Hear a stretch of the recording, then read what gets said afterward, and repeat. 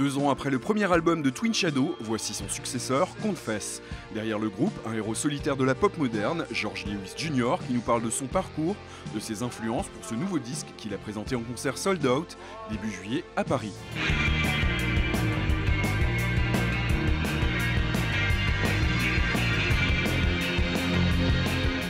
En jouant avec mon groupe en live, on a été pendant 1 an et demi sur la route. Et on a réalisé qu'il était très important d'amener l'énergie du live sur le nouveau disque.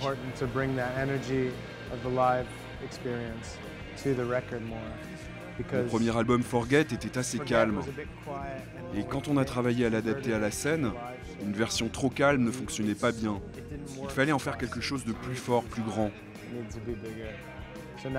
Donc maintenant j'essaie juste que la transition de l'album au live soit un peu plus facile, plus évidente. C'était important pour moi de montrer ça sur le disque.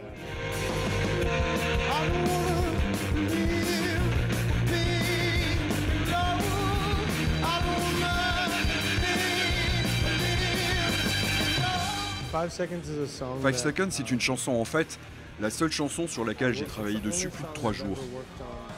Ça m'a pris presque 1 an pour finir le morceau, je n'arrêtais pas d'y revenir sans cesse. Et j'ai fini par arriver à quelque chose de proche à ce que je voulais. J'avais en tête, lorsque j'écris cette chanson en premier lieu, que ce serait certainement le morceau qui serait le premier single de mon nouvel album.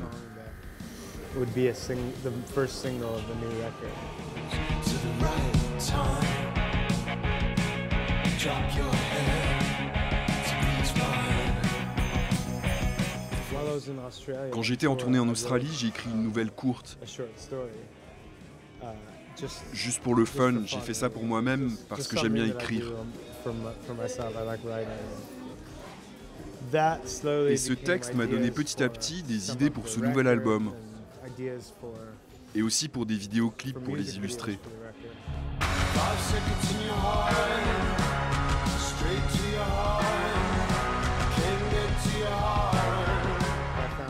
J'ai trouvé un gars qui s'appelle Kiss Musil, qui a été assez courageux pour mettre en scène ce clip.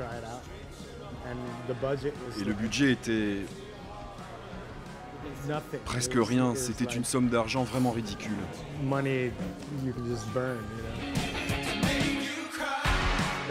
C'est ma propre moto dans le clip. Il n'y avait pas de cascadeur, donc j'ai tout fait moi-même. Mais le résultat est génial parce que tout le monde a vraiment bossé très dur dessus. Mon père m'emmenait souvent voir des classiques du cinéma américain.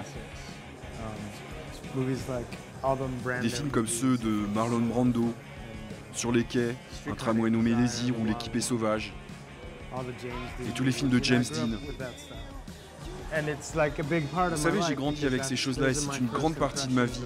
Parce que c'était mes premières impressions de ce que c'est d'être un homme ou un jeune homme. Je n'essaye pas vraiment d'avoir trop de références directes dans mon travail.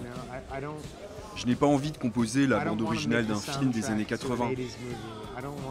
Je ne veux pas être le nouveau James Dean. Mais tout cela fait partie de moi parce que je suis américain. Et que presque chaque Américain passe par cette phase où il recherche une figure classique à qui se référer, dans un sens. Et voilà, je suis tombé amoureux de ces films vraiment très tôt dans ma vie.